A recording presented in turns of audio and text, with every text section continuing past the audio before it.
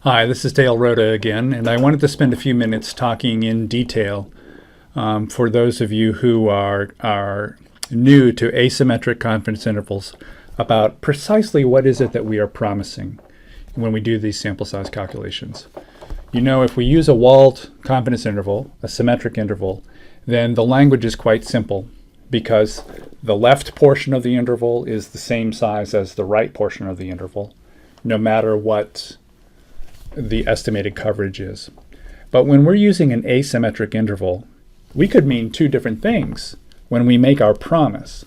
When we say that the confidence interval will not be wider than plus or minus X percentage points, right? We could mean that neither the left portion nor the right portion of the interval will be longer than X percent. Or maybe we mean that when you add together the length of the left portion and the right portion, the sum together of the two portions will not be wider than 2x percent. So we want to be real careful about what do we mean. So let's think of an example. We'll look at it in words and then in pictures. Let's say the expected coverage is 90%, and the steering committee says that they want a confidence interval no wider, the half width, no wider than plus or minus 10%. Well, table B1 tells us that an effective sample size of 70 will do the job. So what are we saying? Are we saying that with 70, neither the right nor left portion of the confidence interval will be longer than 10%? Or are we saying that when you add them together, the sum of the left and right portions will not be wider than 20%? And the answer here is that we're saying both. We're saying the former, and the former gives us the latter. Neither portion of the confidence interval will be wider than that specified half width. And if neither portion is wider than the half width, then of course the sum of the two portions cannot be wider than 2 times the half width. There may be some smaller value of effective sample size that would still give us a confidence interval that's no wider than 2x. Two times the requested half width, but one portion of the confidence interval might be quite long.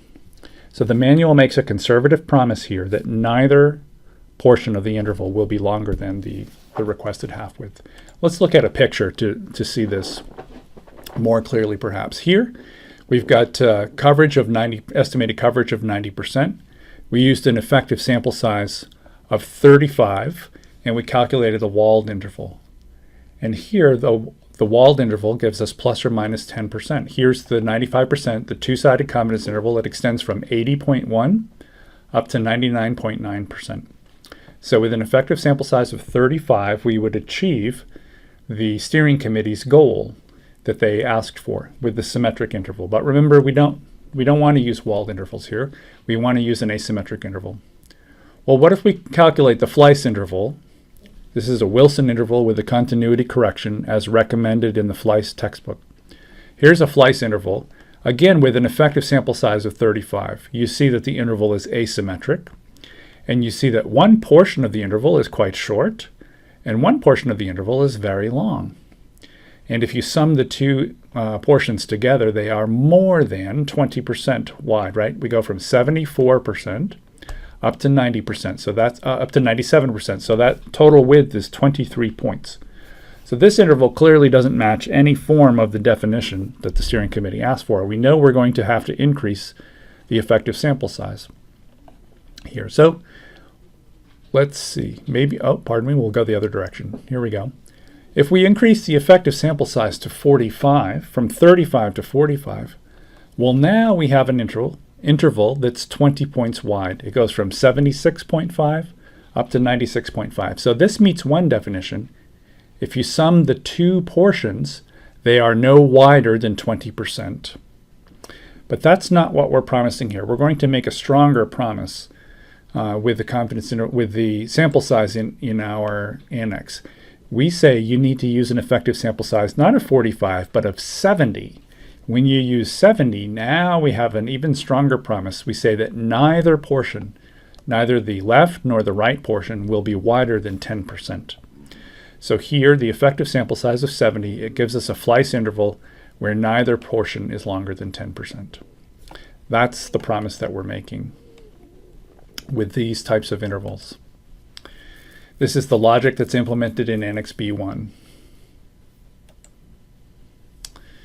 Well, you may be saying, wow, that's kind of big. How much bigger will the sample sizes need to be for these Fleiss intervals than if we use the familiar walled intervals that we see in so many textbooks and reports?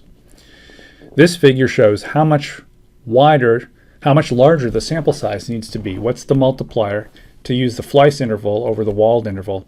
This is the multiplier if all we care about is the sum of the two confidence interval proportions. So to meet this criterion where we say we want the total width to be less than or equal to 20%, well, there the multiplier is fairly small. It's between 1 and 1.5.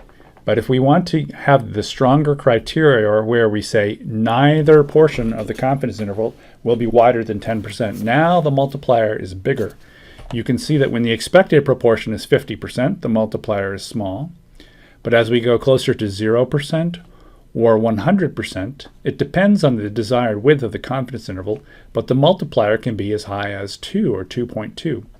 In our example a moment ago, we saw that we went from an effective sample size of 35 up to 20. So there's a multiplier of 2. So the sample sizes that we calculate in Annex B are going to be, if the expected coverage is close to 0% or 100%, they're going to be higher, sometimes substantially higher, than the sample size that you would calculate if you used the walled formula. But we believe that the Fleiss formula is the way to go. It's a good conservative sample size, and it should be able to deliver confidence intervals that keep the promise that you make early in the process. So in summary, we're going to use Wilson confidence intervals with a continuity correction. Sometimes we call those Fleiss intervals, or at least I do. We'll use those in the sample size calculation and for the analysis. The intervals are asymmetric when the sample sizes are small. They're symmetrical when the sample sizes are large, or if the estimated proportion is 50%. And this sample size is designed to yield an interval where neither portion of the interval is longer than the specified half width. And if that's true, then of course this next statement is also true.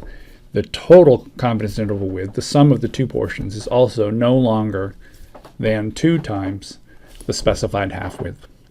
If you have questions about this, please post your questions, and I'd be delighted to have a conversation about it if that would be helpful. Thank you.